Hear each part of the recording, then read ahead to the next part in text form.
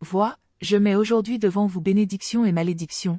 La bénédiction, si vous obéissez au commandement de l'Éternel, votre Dieu, que je vous donne aujourd'hui, la malédiction, si vous n'obéissez pas au commandement de l'Éternel, votre Dieu, et si vous vous écartez de la voie que je vous commande aujourd'hui, pour vous rallier à d'autres dieux que vous ne connaissez pas.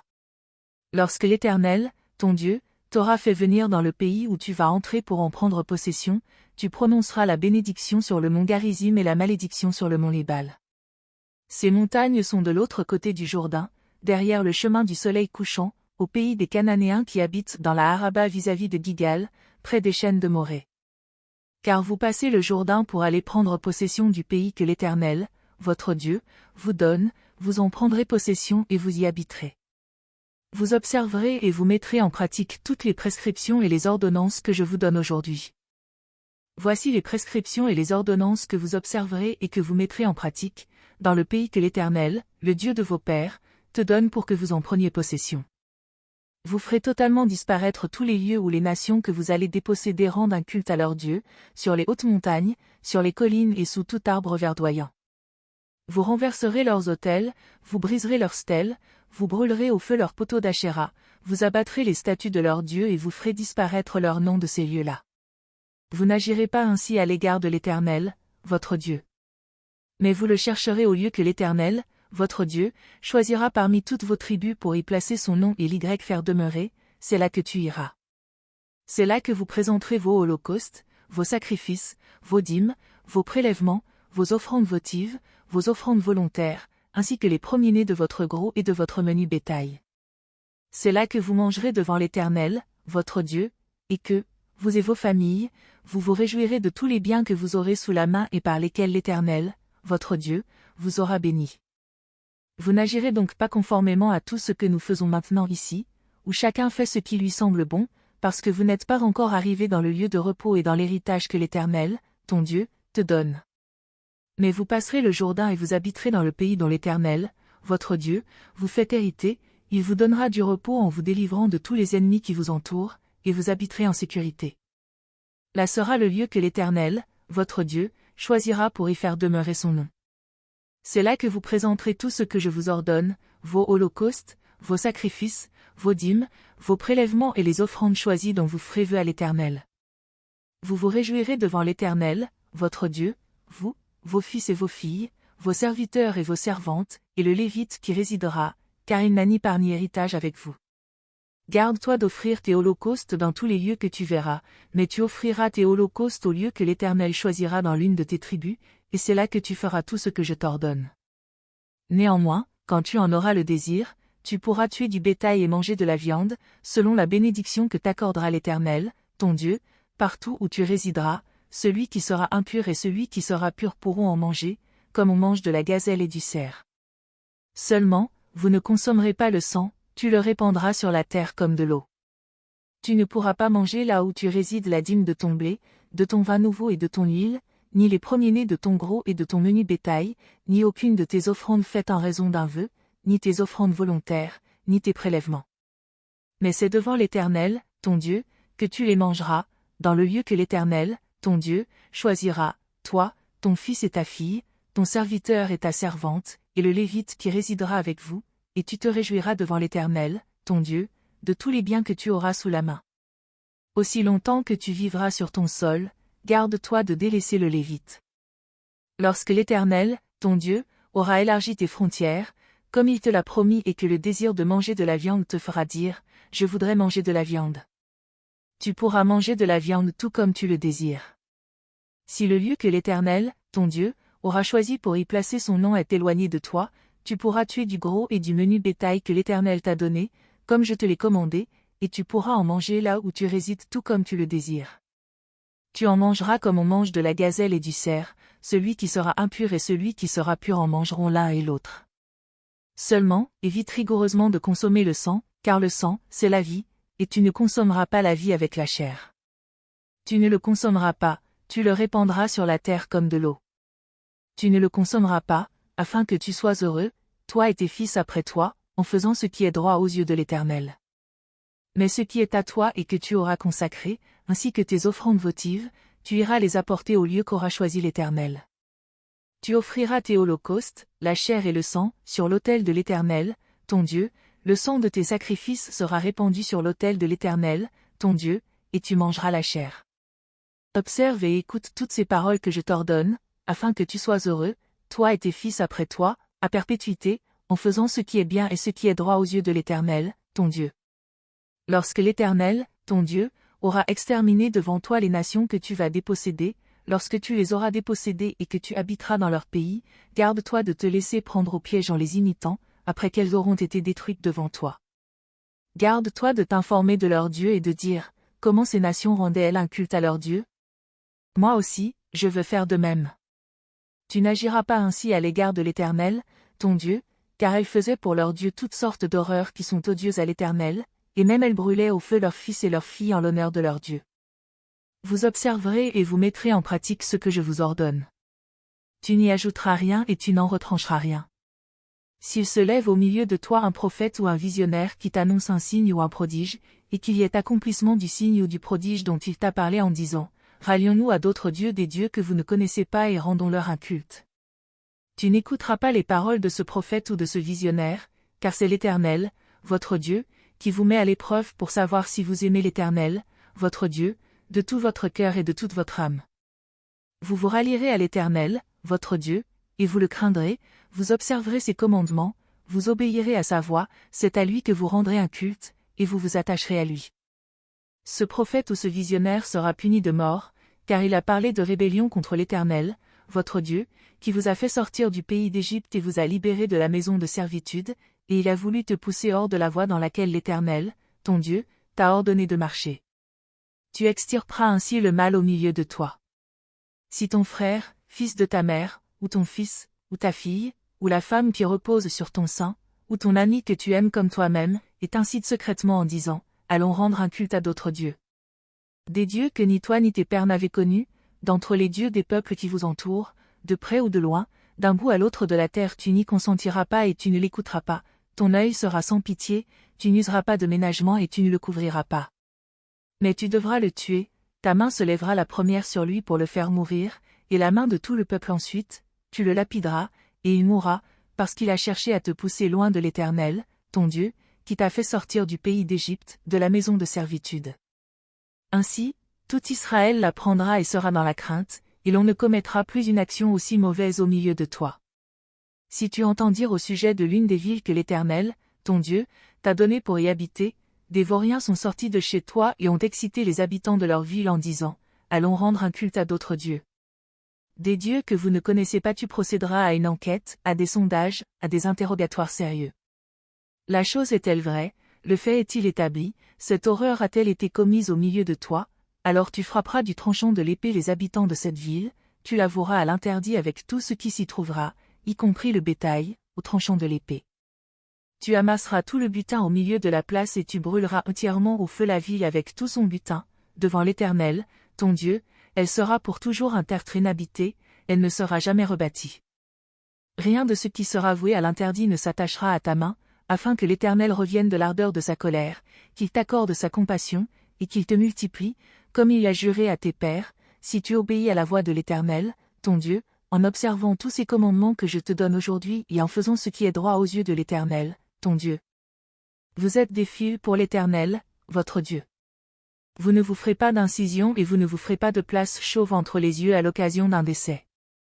Car tu es un peuple saint pour l'Éternel, ton Dieu, et l'Éternel, ton Dieu, t'a choisi, pour que tu sois un peuple qui lui appartienne en propre parmi tous les peuples qui sont à la surface du sol.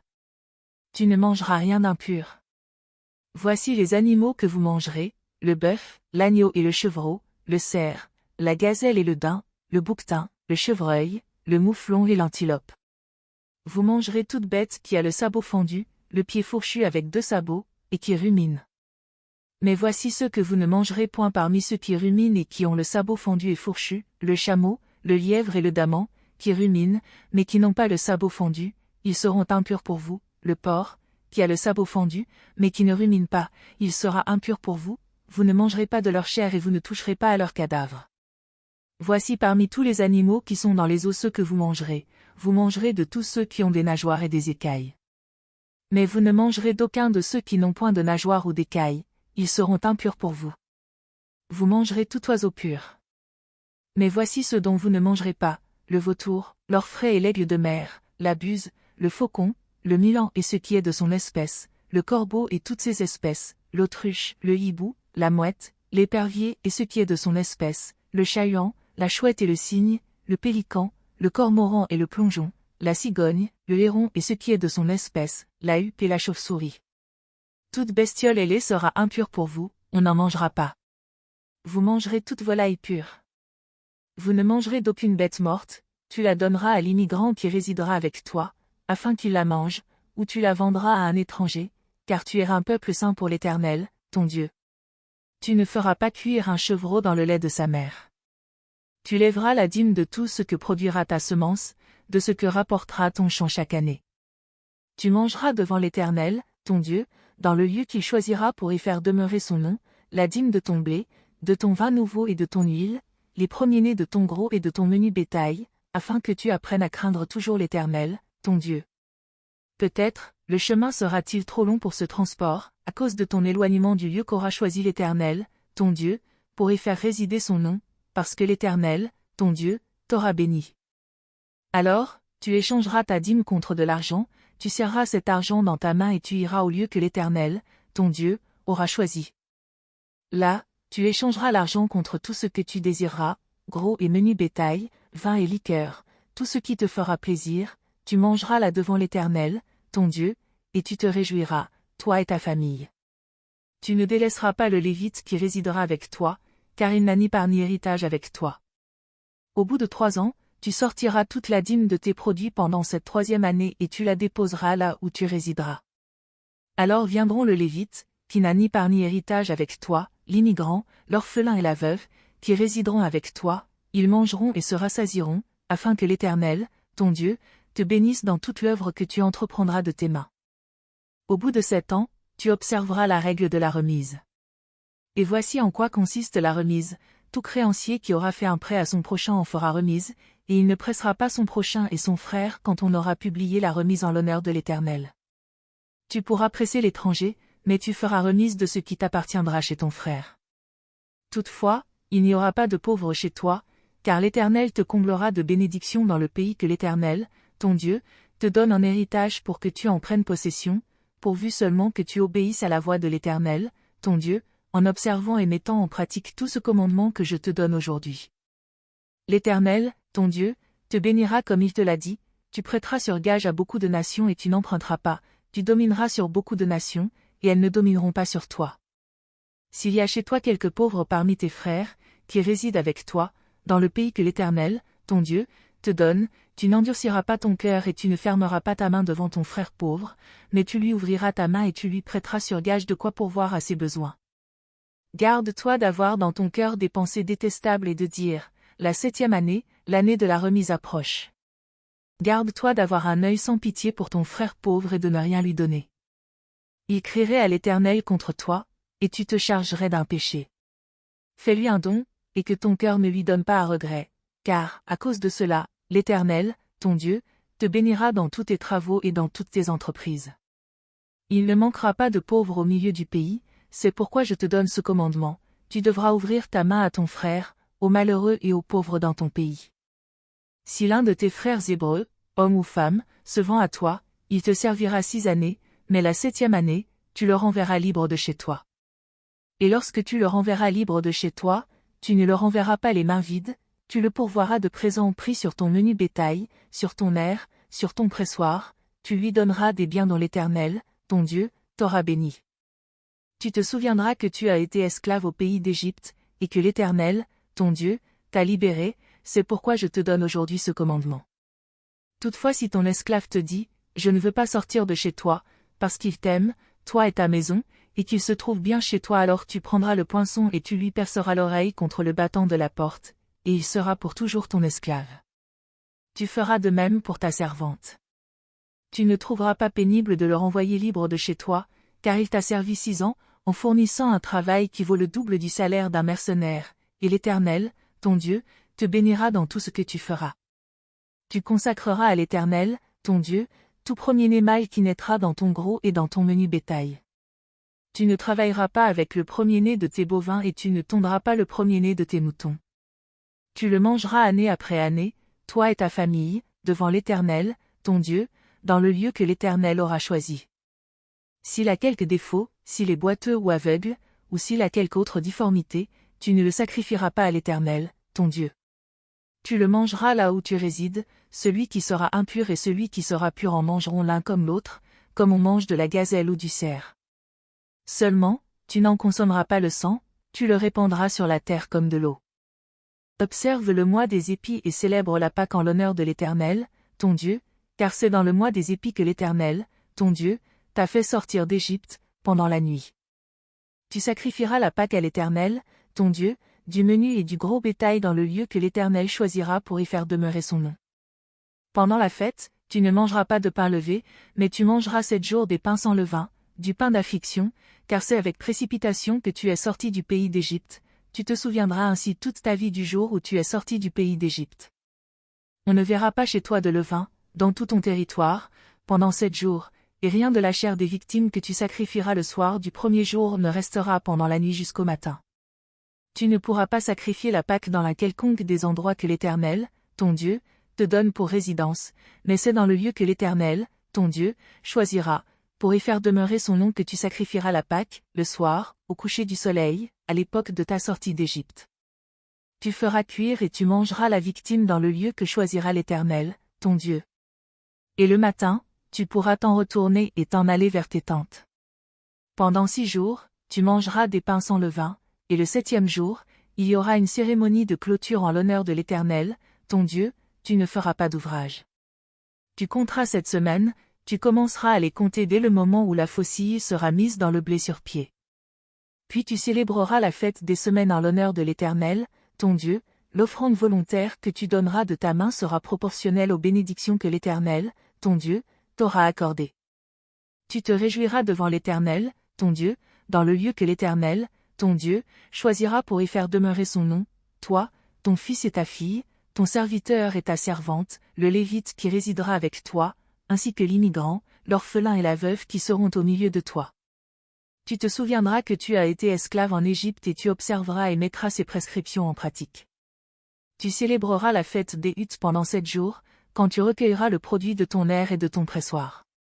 Tu te réjouiras à l'occasion de cette fête, toi, ton fils et ta fille, ton serviteur et ta servante, et le Lévite, l'immigrant, l'orphelin et la veuve qui résideront avec toi. Tu célébreras la fête pendant 7 jours en l'honneur de l'Éternel, ton Dieu, dans le lieu que choisira l'Éternel, car l'Éternel, ton Dieu, te bénira dans toutes tes récoltes et dans toute l'œuvre de tes mains, et tu te livreras à une joie sans réserve.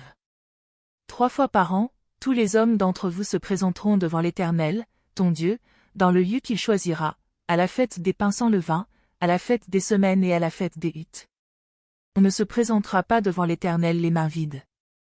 Chacun donnera ce qu'il pourra, selon la bénédiction que l'Éternel, ton Dieu, lui aura accordée.